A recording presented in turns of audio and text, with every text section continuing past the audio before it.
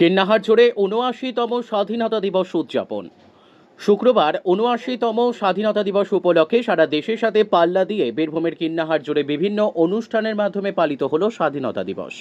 এদিন সকালে কিন্নাহার তরুণ সমিতি থেকে উত্তরপাড়া প্রাথমিক বিদ্যালয়ের ছাত্রছাত্রী ও এলাকাবাসীদের সঙ্গে নিয়ে জাতীয় পতাকা সহযোগে বর্ণাঢ্য শোভাযাত্রা করা হয় কিন্নাহার জুড়ে।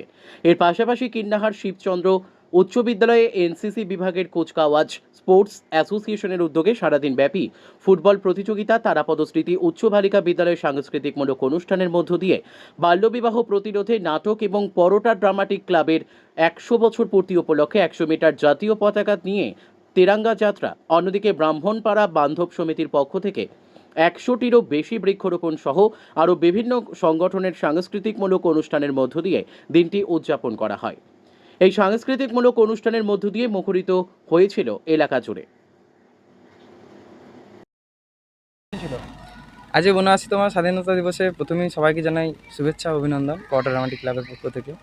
আমাদের এই বছর ওই ক্লাবে শতবর্ষ পূর্তি, সেই হিসাবে আবার স্বাধীনতা দিবসে ৭৯তম স্বাধীনতা দিবস, সেই হিসাবে আমাদের ১০০ ফুটের একটা ফ্ল্যাগ করা হয়েছিল, যেটা নিয়ে আমরা এই গোটা গ্রাম এবং চৌরাস্তা পরিক্রমা করি, বাজার কিন্নার বাজার সহ। কতটা পদযাত্রা করা হবে?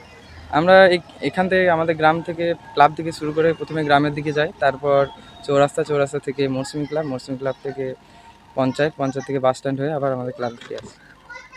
এই ক্লাবের শতবর্ষ উপলক্ষে কি এই তেরঙ্গা যাত্রা? শতবর্ষ উপলক্ষে আমরা ১০০ ফুটের করেছি, এমনি ৭৯তম স্বাধীনতা দিবসই আমাদের প্রধান লক্ষ্য। আর কোনো কি সাংস্কৃতিকমূলক আয়োজন করা হয়েছিল? না, আপাতত করেছি। কীভাবে আর উদযাপন করেছে আর কি? আজকের এই একটা ১০০ ফুটের র্যালি এই দিয়েই আমরা করেছিলাম, ১০০ ফুটের সব পতাকা দিই তেরঙ্গা যাত্রা। তোমার নামও বলবো। আমি পল্লব দাস, পরোটা ড্রামাটিক ক্লাবের সম্পাদক।